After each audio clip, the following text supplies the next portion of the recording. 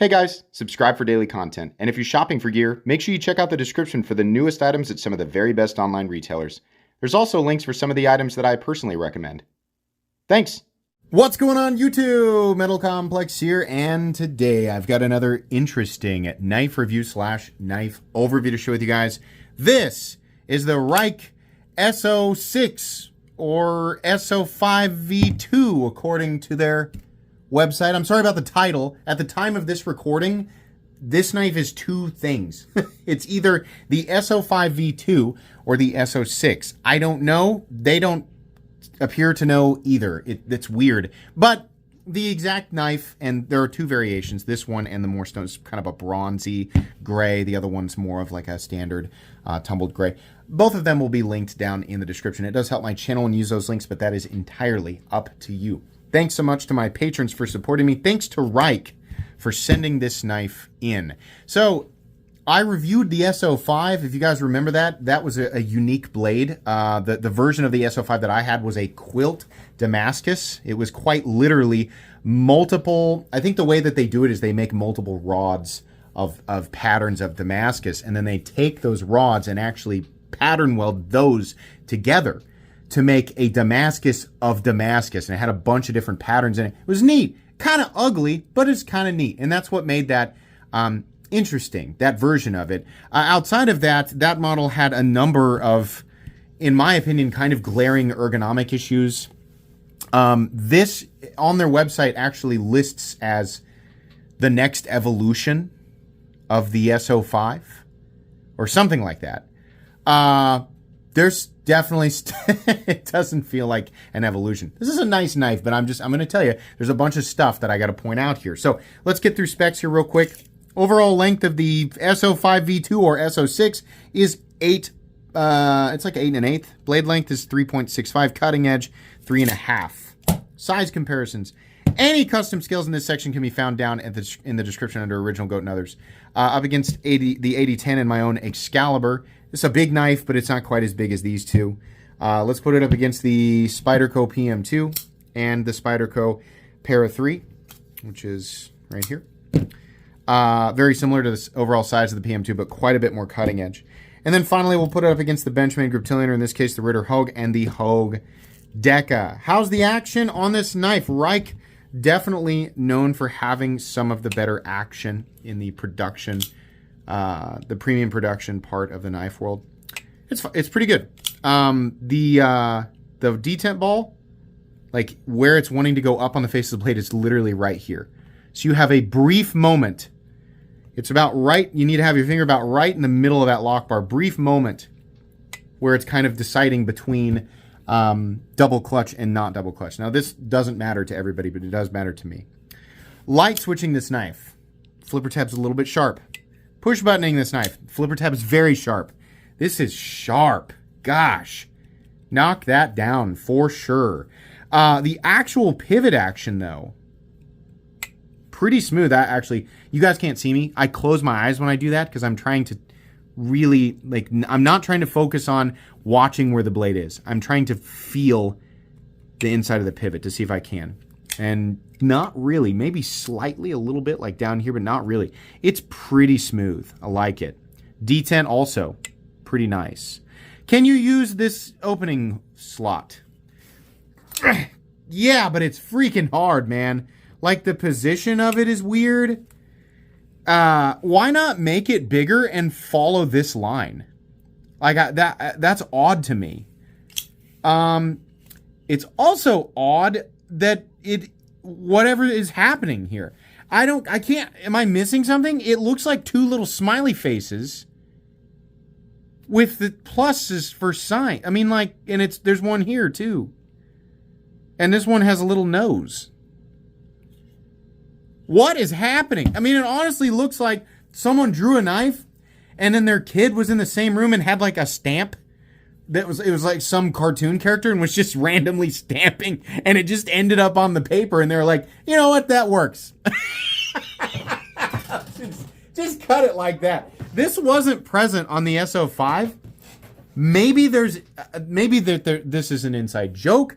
Maybe it means something obvious and I am missing it. Maybe it's something internal, like that. I don't know. I don't know what's happening here. Maybe they were like, well, we got to put a means of deployment there on the blade.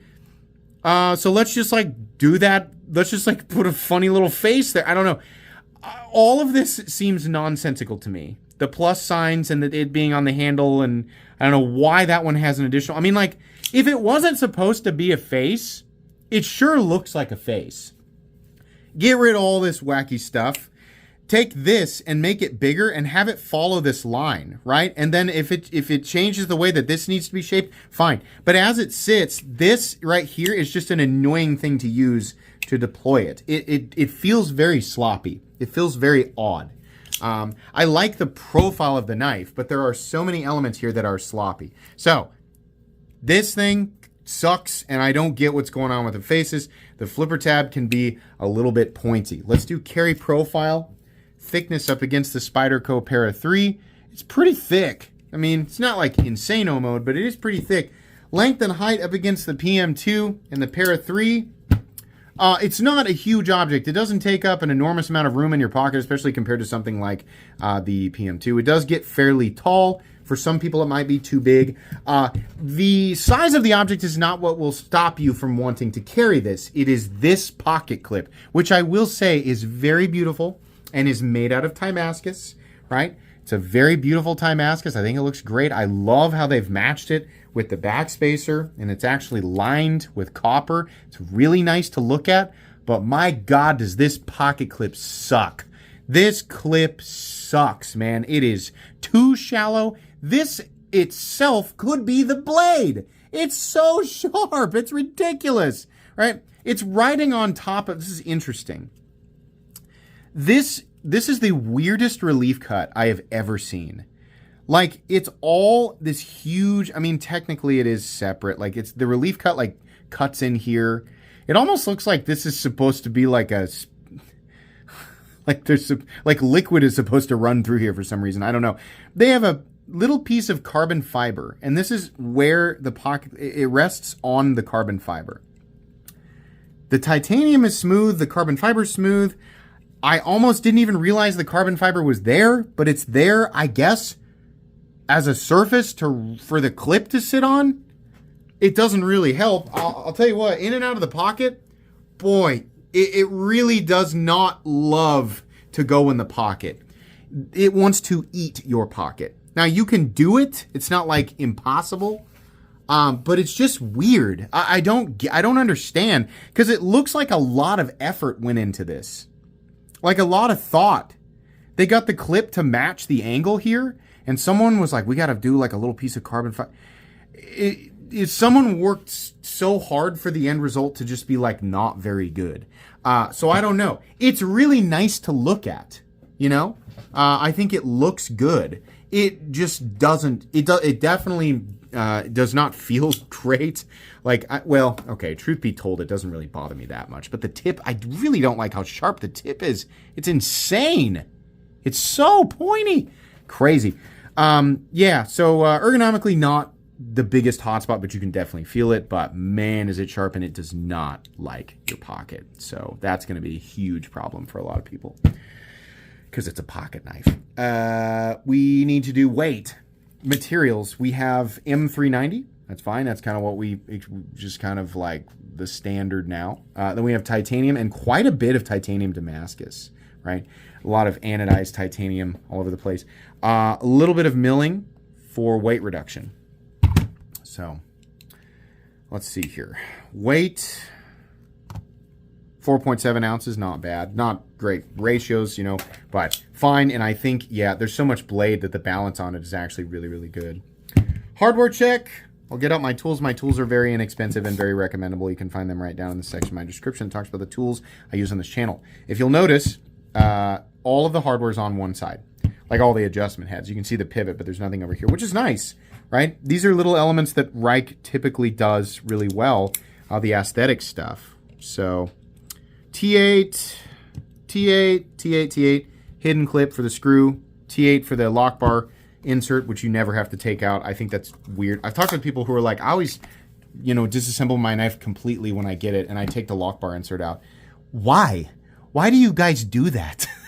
Like, I mean, like, if it's like an itch that has to be scratched, okay. But like, there's no functional reason to do that. I don't know. I'm not going to tell you what to do. If you paid for it, you can do whatever you want with it. It's just weird. Said the insane knife collector to the other knife collectors. All right. Okay. All right. Do whatever you want to do.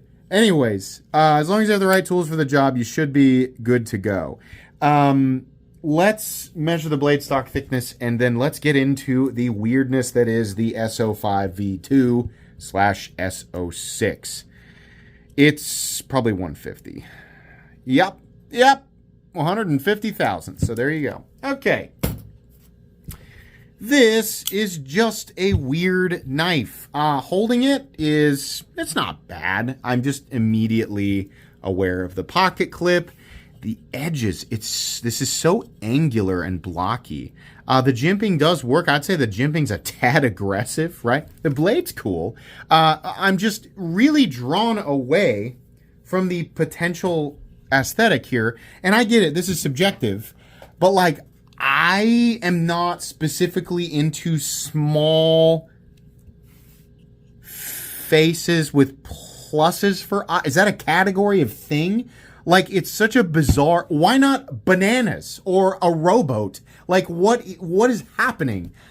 It's such a bizarre thing. It's almost like they had a Rolodex of, like, random images from the internet, and they just spun it, and this is what popped up, and they said, put it on there. We can turn the mouth into an opening or a deployment system. I just think it makes more sense and looks better to remove all of it except for this and then make it bigger.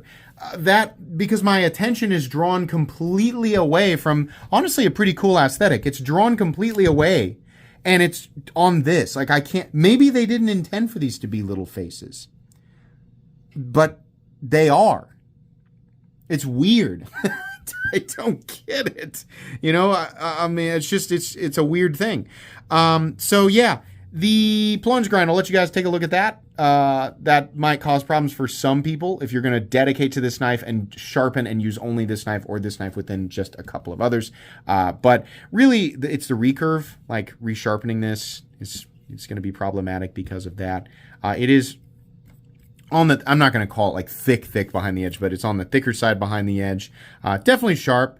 Like the fit and finish on this knife, like the fitting and the machining, it's all nice. It's just like there are certain areas that are sharp that shouldn't be sharp, or just like really odd. It's just odd placement. So yeah, I also don't know what was improved over the S05 model that I handled the first time. I don't know. My favorite part of the knife, honestly, is the fact that they lined this piece of Damascus with copper back here. Now you can see that this is already wanting to patina. But it's neat. It's also neat that this piece of Damascus like extends down here and just sort of floats, and you run your lanyard through it. This knife feels like there were two people involved with the design process. One person was extremely dedicated and was really into the aesthetic and the flow, and then the other person involved was either drunk or asleep or just uninterested. And just like that part, their part in the group project was basically non-existent, and they did it all the night before it was due. That's what this feels like. And I maybe I'm insulting somebody specifically on the Rike team. Maybe there's a reason, maybe there's a rhyme, you know, I don't know what it is. It's just weird. And the fact that there are clunky sharp edges everywhere, it's weird. It just feels unfinished, you know? And it's even harder for me to choke down because it's an expensive knife. Like on paper, if someone were to say, okay, listen, I got an idea for a knife, right? And like, here's the thing. Lock up, all of that. It's good. Centering, good. Look at that. Oh, it's beautifully centered. No detent lash. We got the stop pin right there. With the shouldering, it's all real good. No blade play, all that. It's all good. It's all Rike. Super smooth. So imagine you can't see this. Someone just lays down a piece of paper and they say, I'm going to charge $325 for a knife. And you go, whoa, it's a lot of money. Well, hold on. It's M390. We're going to do kind of a two-tone finish on the blade. Going to do like a blasting and a nice like machine satin. It's going to be like a recurve clip point tanto thing. It's going to be titanium frame, lock bar insert, all that. It's going to have a copper lined titanium Damascus backspacer and a big old chunk of titanium Damascus for the pocket clip. I would say you do have all the on-paper elements for a $325 knife. That's great. We just need to see the design. And then here's the design, and it's like, oh, okay, well, you are within those parameters for what I would expect to see on a $325 knife. Maybe my price might be a little high. It's just not executed very well. For a number of reasons, I do not recommend this knife. And it's a bummer because Rike makes a lot of awesome stuff. Like, they make so much fun stuff. And the stuff that's weird and clunky is like intentionally, like the Rike Cybertrix.